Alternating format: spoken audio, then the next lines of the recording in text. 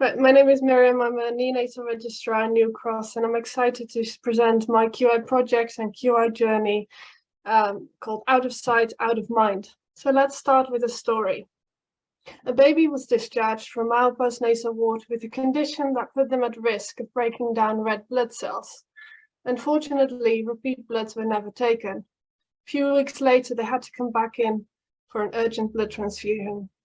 On our ward, it was common practice for junior doctors to have private lists to chase investigations for babies who had been discharged. And this was just one example of how they were being missed. We used the process map, fishbone diagram, and a bar chart to identify areas for improvement. The issues we found were that it wasn't clear who had responsibility for chasing investigations, and outstanding investigations were not accessible to the team. So we aim for all outstanding investigations for babies discharged home to be chased and acted on within 48 hours of becoming available. And again, we measured it by the time elapsed between the result becoming available and the action taken. So the first thing I did was I recruited an SHO to help design and develop the project. And early involvement of all stakeholders was key to identify their ideas as well as previously tried and failed projects.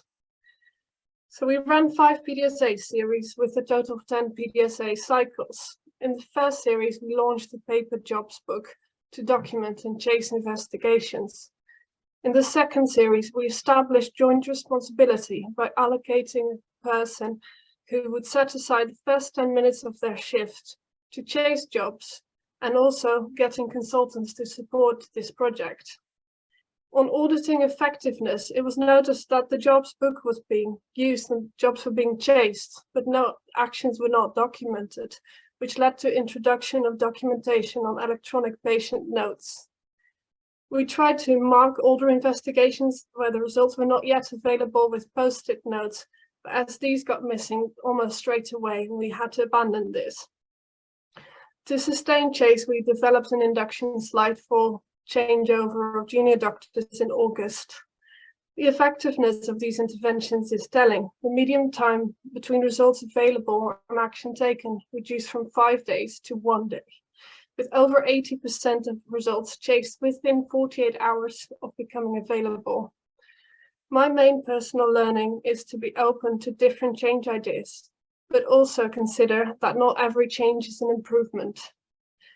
The strength of this project lies in regular involvement of all stakeholders.